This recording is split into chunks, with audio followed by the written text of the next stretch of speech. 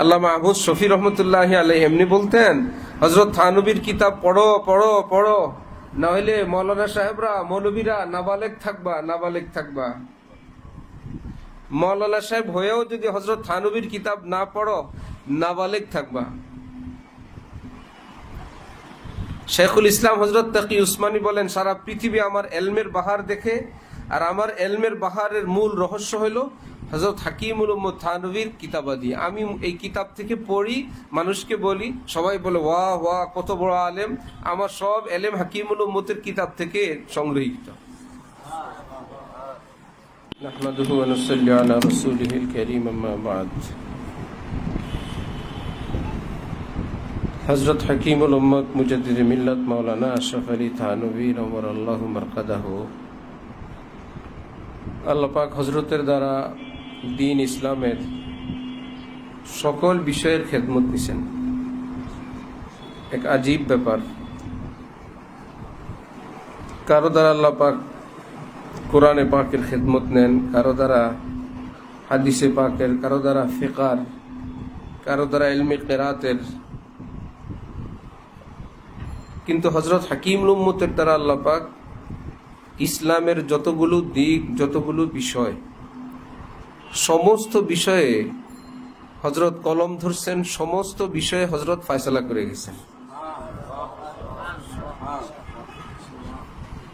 এবং হযরতের যে সমস্ত তাসনিফাত, রচনাবলী, অনেকগুলো আছে ওনার স্বরচিত,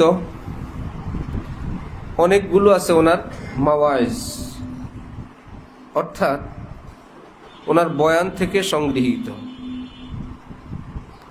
সেটা আবার এমন না উনি বয়ান করলেন, কেউ সেটা ওনার বয়ান থেকে নিয়ে ওনার নামে ছেপে দিল, এমন না। সেটা আবার ওনার স্বচক্ষে দেখা, সেটা আবার উনি নিজ চোখে দেখে সেটার মধ্যে যথাযথ সম্পাদনা করে তারপরে দিলেন, যার জন্য সেটাও সম্পূর্ণ ওনার নামে হওয়াটা বাস্তব, যেন তিনি সেটাও লিখে দিলেন। সবটা মিলে লাহোর এক লাইব্রেরিতে মুসাওয়াদা বলে পাণ্ডুলিপি,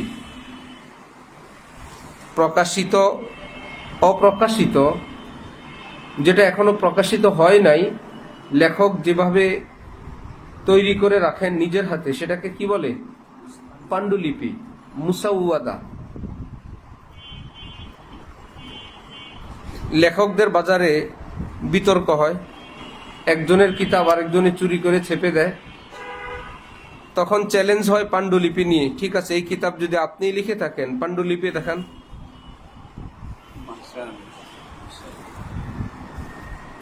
আরেকজনের কিতাব বাজার থেকে চুরি করে 19-20 করে পাল্টায় নিজের নামে বা প্রকাশনীর নামে ছেপে দেয়, তখন ওনাকে চাওয়া হয় যে আপনার শুরুটা, যেখানে আপনি এটা হাতে লিখছিলেন ইত্যাদি করছিলেন, সেই কপিটা দেখান। 2 নম্বরওয়ালা তো সেটা দেখাইতে পারে না, 1 নম্বরওয়ালা তো দেখাইতে পারে, এই তো আমার হাতের অনুবাদ, এটা আমি করছি, এখান থেকে এই কিতাব আসছে।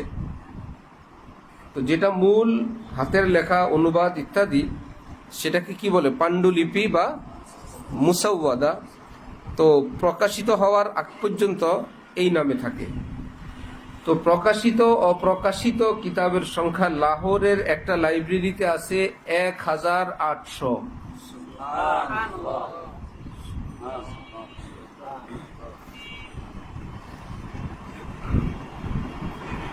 এই জন্য বলা হয় সব মিলায়ে প্রায় 2000-এর বেশি। দারুল উলুম করাচিতে আবার এরকম অনেক কিছু আছে।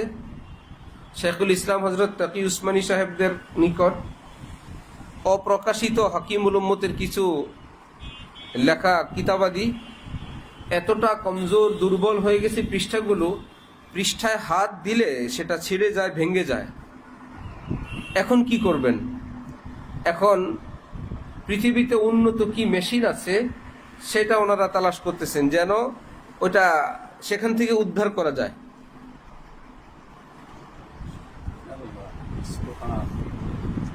যে ভাই হাত লাগাইলেই তো পৃষ্ঠাটা শেষ, কি করা যায় যে এক মেশিন দেওয়া স্ক্যানিং এর মতন বা আরো উন্নত কি আছে যে এটাকে হেফাজতে, এটার ছবিটা নিয়ে বা এটার পৃষ্ঠাটা কিভাবে হেফাজত করা যায়, তারপরের পৃষ্ঠা তারপরের পৃষ্ঠা।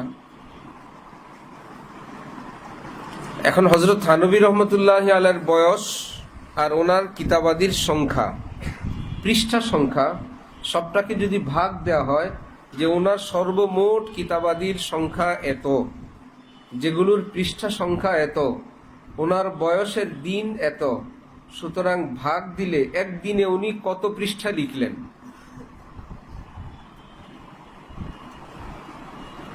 তো সেটা এত বেশি হয়, একজন মানুষের পক্ষে এত পৃষ্ঠা একদিনে সাধারণত লেখা মুশকিল। কিন্তু আমরা তো আল্লাযীনা ইউমিনুনা বিল গায়বের পার্টি, আমরা মুশকিলকেও মানি, কারণ কারামাতুল আউলিয়াই হাক্কুন, নবী রাসূলদের মুজিজা যেমন হক, ঠিক নবীদের সচ্চা নায়েব যারা, তাদের কারামাত যেটা সেটাও কি হক। হযরত হাকিমুল উম্মত থানভী লিখছেন, একবার বাগদাদের মিম্বর থেকে বড় পীর আব্দুল কাদের জিলানী রহমতুল্লাহি আলাইহি ঘোষণা করলেন, এই মুহূর্তে আমার কদম এই পৃথিবীর সমস্ত আউলিয়াদের গর্দানের উপরে। ইন্না কদামাইয়া হাদিহি আলা আনাকি আউলিয়া ইল্লাহ, এই ধরনের কাছাকাছি আবারত।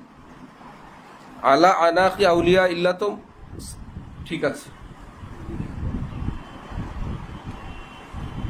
তার মানে অনিচ্ছাকৃত আল্লাহ ওনার জবান থেকে এরকম শব্দ বের করছেন, উনি সরদার আউলিয়া, এ কথা ওনার মুখ থেকে আল্লাহ পাক বের করছেন যে সকলের উপরে আল্লাহ আমাকে মর্যাদা দিছেন। হযরত থানভী লিখছেন, এই আওয়াজটা পুরা পৃথিবীতে আল্লাহ পাকের যত ওলি তখন ছিলেন সব ওলিদের কানে আল্লাহ পাক পৌঁছায় দিছেন, এবং যেই ওলি যেখানে ছিলেন সবাই নিজের গর্দান নিচু করে রাখছিলেন নিজ নিজ জায়গায়।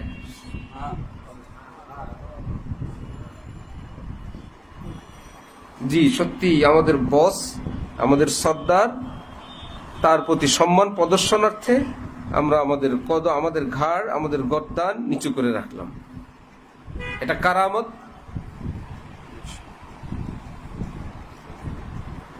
সৈয়দ আহমদ কবির রিফাই রহমতুল্লাহি আলাইহি আওলাদে রসুল রওজায়ে পাকের সামনে আসছেন, এসে বললেন, ইয়া রাসূলুল্লাহ, আমি আপনার নাতি, হে নানা জান, আমি দূরে থাকি, আমার রূহকে আমি আপনার জিয়ারতে প্রেরণ করতে থাকি, আমি আসতে পারি না, আমি আজকে সশরীরে আপনার খেদমতে উপস্থিত, আমি আজকে এভাবে ফেরত যাব না, আপনার হাত মোবারক মেহেরবানি করে আপনি বাড়ান, আমি চুমু না খেয়ে ফেরত যাব না।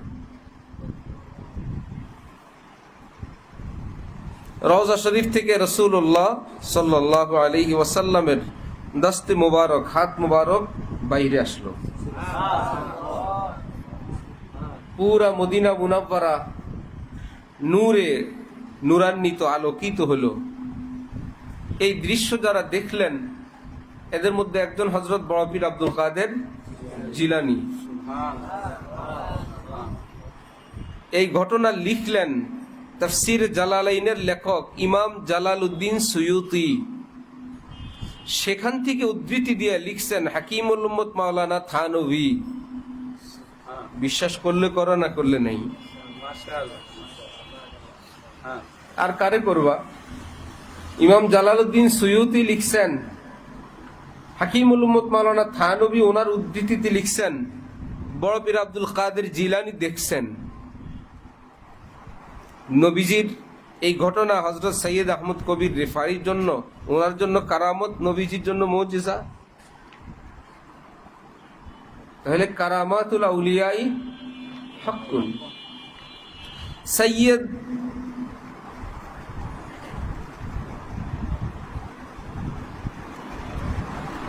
বালাকোটের ময়দানে শহীদকে, হ্যাঁ সৈয়দ আহমদ শহীদ, শাহ ইসমাইল শহীদ, সৈয়দ আহমদ শহীদ। সৈয়দ আহমদ শহীদ রহমতুল্লাহ আলাই আসরের পর কোরআনে পাক খতম শুরু করতেন, মাগরিবের আগে খতম হয়ে যেত।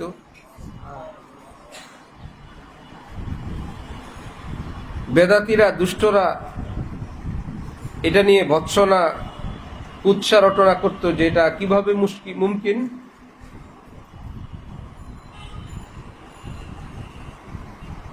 শেষে সকলের সামনে হযরত শুরু করলেন আসরের নামাজ পড়ে সূরা ফাতিহা দিয়ে আরম্ভ। 30 পারা কোরআনে পাক তেলাওয়াত করলেন, মিনাল জিন্নাতি ওয়ান নাস। যখন শেষ করলেন মাগরিবের আজান হয়েছে।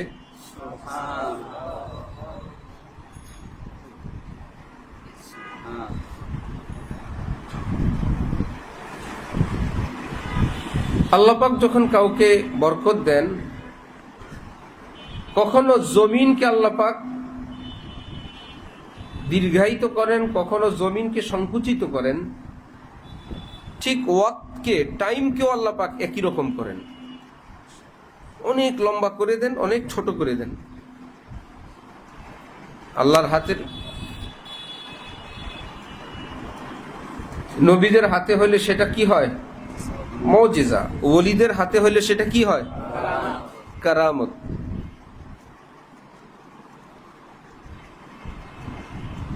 ওয়াক্তের মধ্যে একটা বরকত আল্লাহ পাক দেন, সময়ের মধ্যে বরকত।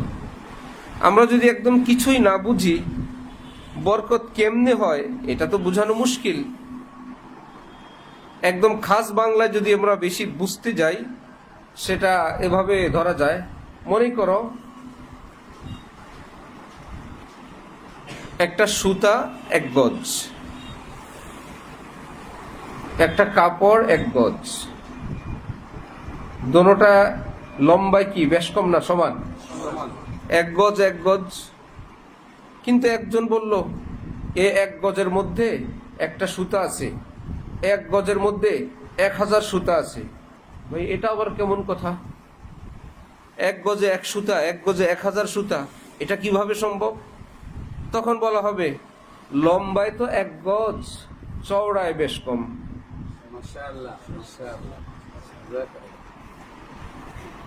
ঠিক না? সুতাটা চওড়া একদমই কম, কাপড়টা চওড়া অনেক বেশি। টাইম যেটা আমরা হিসাব করি, সেকেন্ড, মিনিট, ঘন্টা, এটা হলো লম্বা লম্বির হিসাব। কিসের হিসাব? আল্লাহ যাকে বরকত দেন এটাকে চওড়া করে দেন, তার জন্য। অল্পর ভিতরে অনেক দেন। এত অল্পের মধ্যে এত কিছুর কেমনে জায়গা হয়? ওই বরকত এভাবে দিয়ে দেন। আল্লাহ চাইলে আমাদের এই সমস্ত হিসাব নিকাশের বাইরেও তিনি দেন।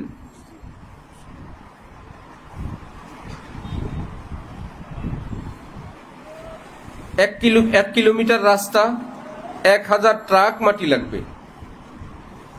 কেমন রাস্তা এটা? বললো চিকন চলার পথ। আরেকজন বলল 1 কিলোমিটার রাস্তা 50,000 ট্রাক মাটি লাগবে। বেশ কম কি, লম্বায় না চওড়ায়? চওড়ায়। লম্বা তো সমান, এরকম কিছুটা। হাকিমুল উম্মত ছিলেন এক সাহেবে বারাকাত, এক সাহেবে কারামাত। আব্দুল বারী নদভী রহমতুল্লাহ আলাইহি লিখছেন মুজাদ্দেদে আজম। তিনি খালি মুজাদ্দেদ না, মুজাদ্দেদে আজম। লিখছেন কিয়ামত পর্যন্ত যত মুজাদ্দিদ আসবেন, ওই মুজাদ্দিদ যে হক অরিজিনাল মুজাদ্দিদ, তার একটা লক্ষণ এই থাকবে, সেই মুজাদ্দিদ কাজ করবেন হাকিমুল উম্মত হযরত থানবীর মূল নীতির উপরে।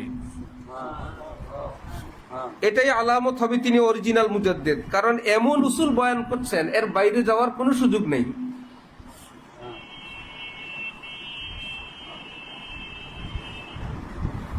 আল্লামা আবু শফি রহমতুল্লাহ আলাইহি এমনি বলতেন, হযরত থানবীর কিতাব পড়ো পড়ো পড়ো, না হলে মৌলানা সাহেবরা, মৌলবীরা নাবালেগ থাকবা, নাবালেগ থাকবা। মৌলানা সাহেব হয়েও যদি হযরত থানবীর কিতাব না পড়ো, নাবালেগ থাকবা। শেখুল ইসলাম হযরত তাকি উসমানী বলেন, সারা পৃথিবী আমার এলমের বাহার দেখে, আর আমার এলমের বাহারের মূল রহস্য হলো হযরত হাকিমুল উম্মত থানভীর কিতাবাদি। আমি এই কিতাব থেকে পড়ি, মানুষকে বলি, সবাই বলে ওয়াহ ওয়াহ কত বড় আলেম। আমার সব এলেম হাকিমুল উম্মতের কিতাব থেকে সংগৃহীত। আল্লাহ আমাদেরকে কদর করার তৌফিক দান করেন। ছোট্ট একটা কথা দেখো, তরবিয়তে আখলাক।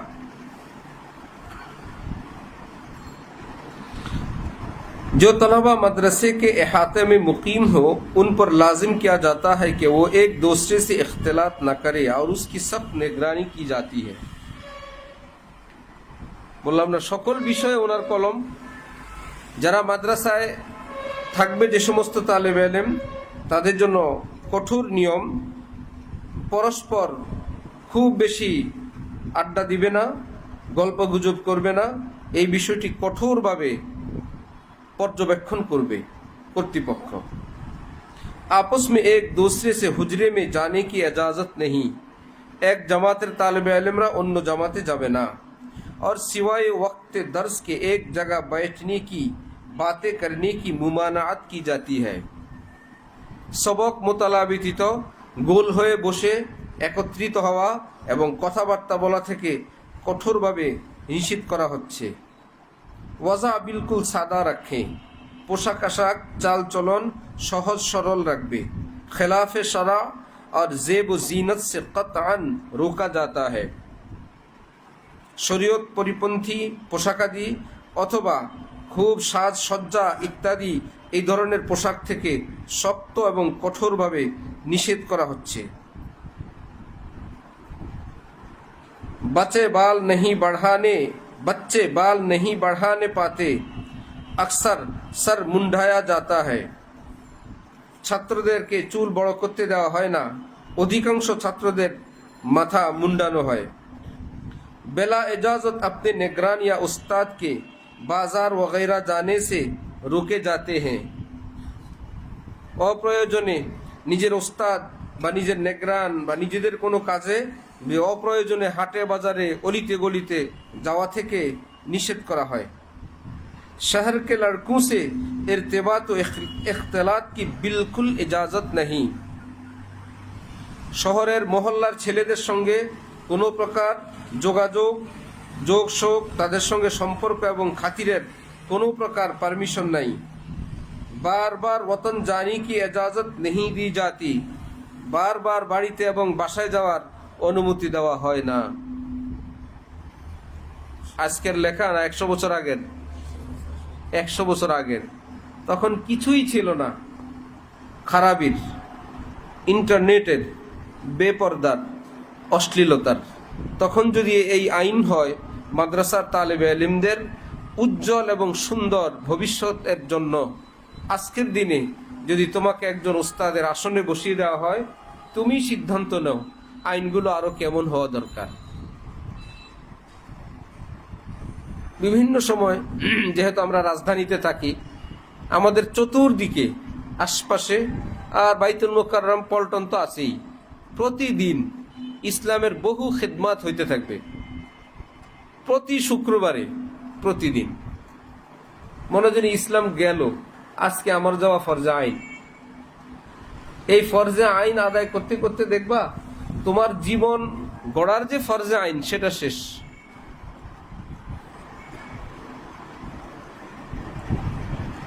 দেশে বিশাল আন্দোলন গেল।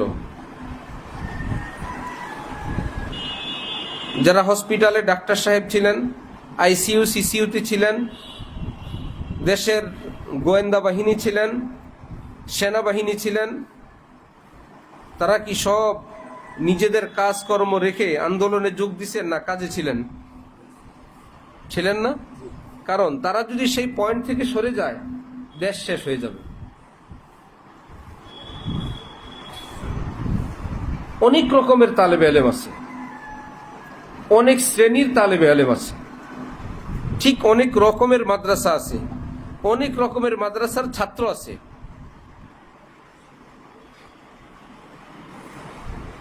পড়তে ভাল লাগে না, ট্রাফিক গিরি করে, এমনি ভাল লাগে না, মনে হয় একটা কাজ, আসলে এই কাজের ফাঁদে যে সে নষ্ট হয়ে যাচ্ছে, শয়তান যে তার এলেম থেকে তাকে দূরে নিয়ে যাচ্ছে সেও জানে না। এই জন্য শয়তান মানুষকে দিয়ে কখনো নফলও পড়ায়। যদি এই নফলের ফাঁদে তার ফরজ বাদ দেওয়া যায়, শয়তান কাউকে দিয়ে ফরজও করায়, যদি এই ফরজটা তার ব্যক্তিগত ফরজ হয় আর বিশাল মুতাআদ্দি ফরজ, যেই ফরজ আদায় করলে জাতি মুক্তি পাইতো, সেই ফরজ থেকে যদি তাকে মাহরুম রাখা যায়, যে আপনি ব্যক্তিগত ফরজ আদায় করেন, যেই ফরজ দ্বারা উম্মত মুক্তি পাবে, সেই ফরজ থেকে যদি তাকে বঞ্চিত রাখা যায়, তার থেকে। এই জন্য অনেক সুর সার, অনেক আন্দোলন, অনেক অনুষ্ঠান, অনেক কিছু আসতে থাকবে। মনে হয় জন্য একদম দেশ কায়েত হয়ে গেল, একদম ইসলাম ডুবে গেল।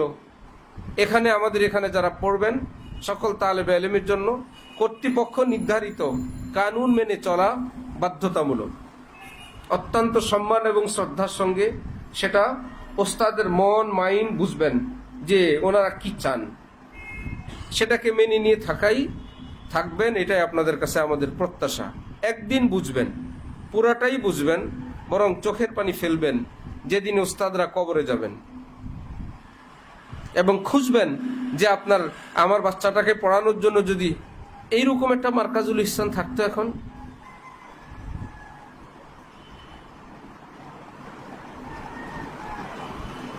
সেদিন বুঝবেন এই কঠোরতা, এই কড়াকড়ি, এই বিধিনিষেধ এটা আপনাদের জন্য কতটা উপকারী। যেমন শাইখুল হাদিস জাকারিয়া সাহেব রহমতুল্লাহ আলাইহি বলেন, ছোটবেলায় আব্বার কড়াকড়ি এত বিরক্ত লাগতো, এত আইন, এত কঠোরতা, এত মাইর, একটু নামাজ পড়বো, একটা ছেলে এসে দাঁড়াইলো পাশে, আমি জানিও না, এর জন্য মাইর। একটু চুল বড় রাখতে দেয় না, একটু ভালো জামা পরতে দেয় না, একটু ঈদের সময় বাড়ি যাব, উনি বললেন আমারে বাড়ি পাঠাবেন, হঠাৎ বললেন বাড়ি যাওয়া যাবে না। কেন বাবা? যে বাড়ি যাওয়ার ঘোষণার পরে তোমার মধ্যে যে আনন্দ ফুর্তি দেখতেছি, এত খুশি কেন? আর কি আশ্চর্য!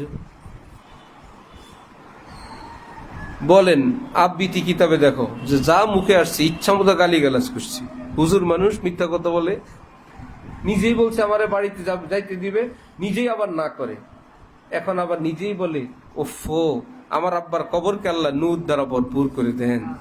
আমার আব্বার সেই কঠোরতাই তো আমাকে জাকারিয়া বানায় দিছে।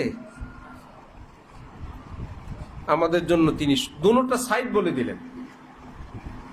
আমার প্রিয় তালেবে ইলম ভাইয়েরা, মানে আমার কলিজার টুকরা তালেবে ইলম ভাইয়েরা, আল্লাহর ওয়াস্তে আমরা মাদ্রাসার কাওয়ানিন, আসাতেজায়ে কেরামের মেহনত, ওনাদের কঠোরতা, ওনাদের বিধিনিষেধ, সেটাকে অত্যন্ত শ্রদ্ধা ভরে আদবের সঙ্গে এবং নিজের উজ্জ্বল ভবিষ্যতের বিনির্মাণে আমরা সেটাকে মেনে নিব, এবং আমরা আমাদের এলমি মাসগালা, আমাদের জীবন এবং আমাদের তরবিয়তের জন্য আমরা সেটাকে সানন্দে গ্রহণ করব ইনশাআল্লাহ।